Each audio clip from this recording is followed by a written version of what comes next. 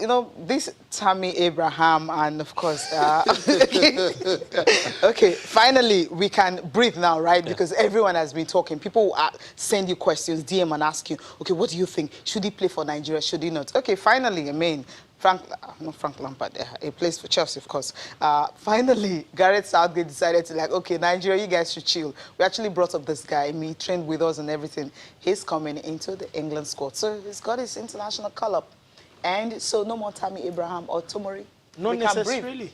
Not necessarily. What if Tammy Abraham doesn't play for this international window? Okay, now, this is a qualifier, right? Yeah. It's a qualifier against Czech Republic and Bulgaria. We've seen that Tottenham recently, they've been floundering, and it happens that their top man right there happens to be Harry Kane. Okay. So if Harry Kane is really not in top shape, so to speak, don't you think Tammy might just, play that game, and after that, that's the end? Spurs Harry Kane and England Harry Kane are two entirely different beasts. Okay. But I mean, I'm just clinging on to straws here. I think most likely we all know, even if he doesn't play against Czech Republic, he's almost definitely going to play against Bulgaria. So the debate is over, right? I think the debate is over. Tomori also.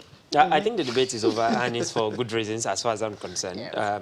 I think for Abraham, I really do not know what the Ulabalu is all about. For Fikayo, I think there's something in that young man that I think would have improved the Super Eagles. I'm not saying Abraham is not talented, but I think there are loads of Abrahams around.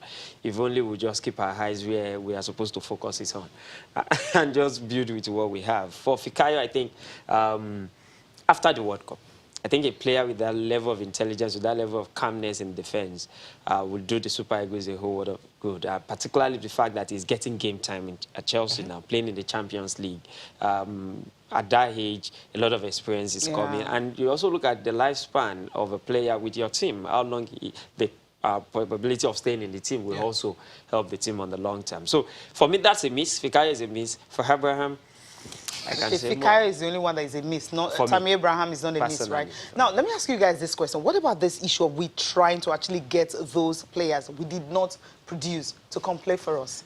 We produced them. They have Nigerian parents. No, we did not. I didn't say you produced a human being. I'm talking about, I used the word players. I didn't say a human being. I mean, fine, it's Nigerian parents and all that. Try to trace where you're coming from, Delta States and all, Ishekiri, whatever, or wherever he's from.